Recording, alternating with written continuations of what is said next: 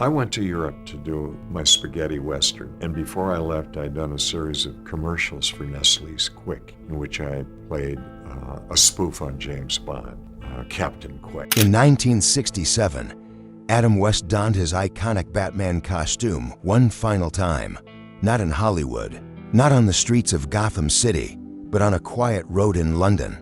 He filmed a mysterious, serious message for British television, and then it vanished. For over 50 years, no American fan had seen it.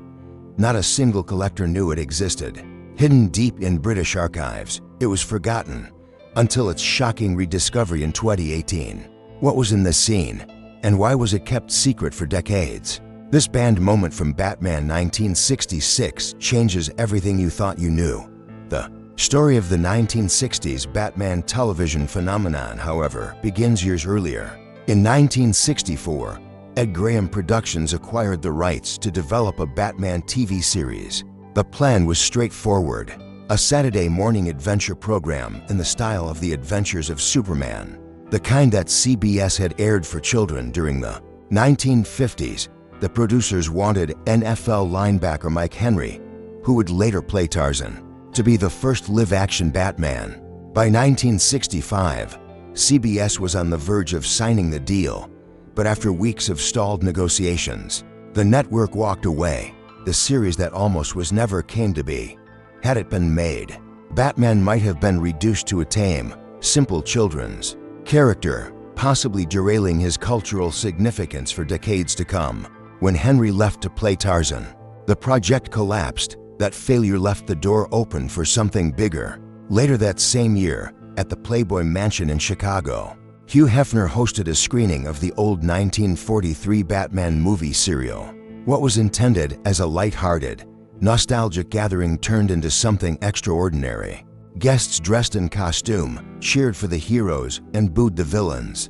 Reporters from major outlets, like the New York Times, covered the event, noting the wild, almost carnival-like atmosphere. It became clear that audiences were willing to embrace Batman's campy, exaggerated style not as serious drama, but as colorful entertainment. The screenings sparked renewed interest. Columbia Pictures jumped at the opportunity, recutting the original 1943 serial into a 4.5-hour epic titled An Evening with Batman and Robin. It premiered at the Playboy Theater in Chicago, then spread to art house cinemas and college towns. Midnight screenings sold out. Fans showed up in costume, lines wrapped around the block, and concession sales broke records. Some theaters even split the marathon into 2 nights, 7 chapters on Saturday, 8 on Sunday. The success caught the attention of ABC, convincing them that Batman could be a television goldmine. Inside ABC, a young executive named Yale Udolph became one of Batman's loudest champions. A lifelong fan, Udolph was convinced that the character deserved a primetime series. After witnessing the Chicago screening's electric reception, he pushed the idea relentlessly, repeating "We ought to do Batman" in meetings until his persistence became legendary. Some executives, initially dismissive, began reading Batman comics in secret, hiding them inside business magazines during flights. Eventually, ABC agreed to take the gamble. The network hired William Dozier as producer in 1966. Dozier had never read a comic book before, but when he finally opened a few issues for research, he was struck by their oddness. Stories about surfing contests with the Joker and gadgets like shark repellent bat spray seemed too absurd for a serious adaptation.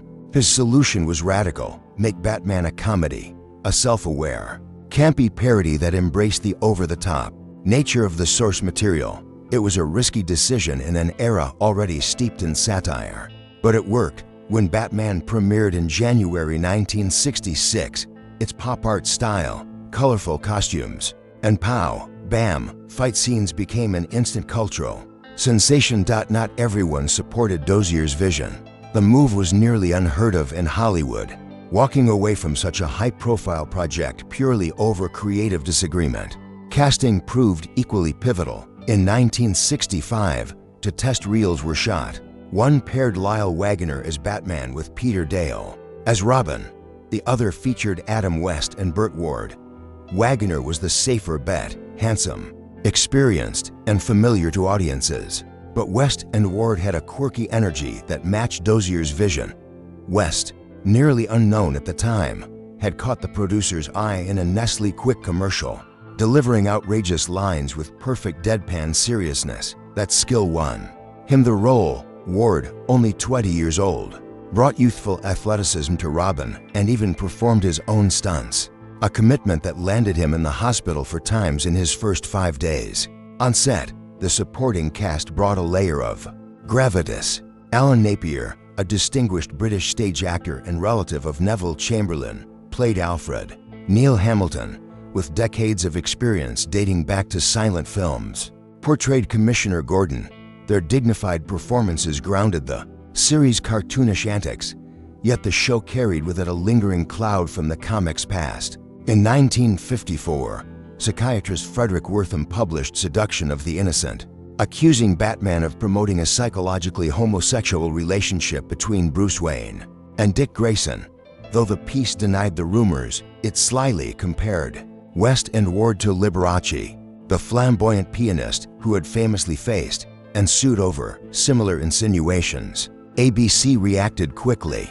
Scripts began inserting moments where Batman expressed attraction to women, even if it felt awkward in the show's campy style. Publicity photos emphasized West and Ward's masculinity, practicing karate, posing with wives and children, showing off hobbies. The campaign was a calculated effort to reassure audiences and sponsors alike. But by March, a steep decline had begun.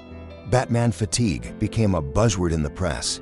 The 1966 feature film, intended to reinvigorate the franchise, underperformed at the box office, earning just $1.7 million. By the second season, the show had slid from the top 5 to 34th place, with some episodes dropping into the 40s. Adding new villains like the Archer and Catwoman couldn't stop the slide. Then came the strangest chapter in Batman history, the missing London film. In May 1967, Adam West filmed a public safety announcement for British television, teaching children the curb drill: stop at the curb, look right, look left, look right again, and only cross when safe. For over 5 decades, it was thought lost until Kaleidoscope, a television archive group, rediscovered it in 2018 during a search for Britain's top 100 missing TV clips. The first public screening at Birmingham City University stunned fans, revealing a forgotten moment where an American pop culture icon crossed into British safety education. Other curiosities emerged from the series' run. In 1967, singer Leslie Gore appeared as Pussycat, Catwoman's sidekick, performing to songs in the 2-part episode Scat.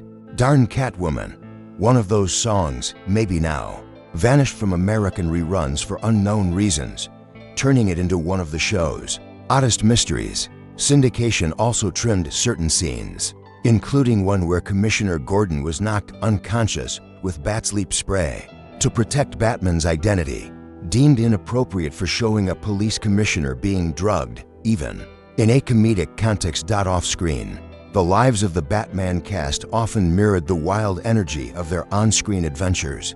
In the late 1960s, Adam West found himself banned from Aspen, Colorado for a staggering 15 years after Burt Ward, in his memoir, painted vivid pictures of outrageous encounters with fans, sometimes while still in his Robin costume. Though West disputed many of his co-stars' more sensational claims, instead, the makeup team simply painted over it in white, leaving a faint outline that became one of the most recognizable quirks in television history. Some of the most intriguing Batman tales never even made it to air.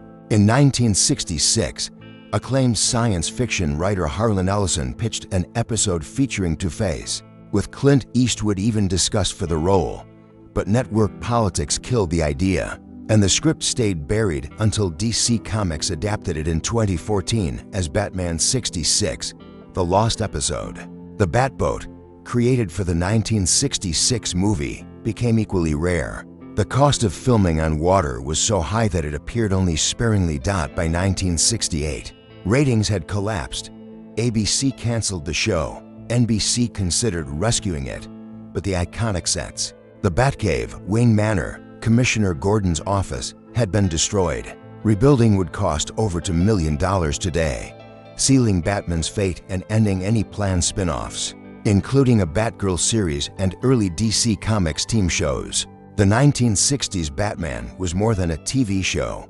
It was a pop culture explosion, a scandal, magnet, and a legend maker. And some of its secrets, like Adam West's Lost London scene, still surprise us today. If you enjoyed this journey, don't forget to like, share, and subscribe. Thanks for watching.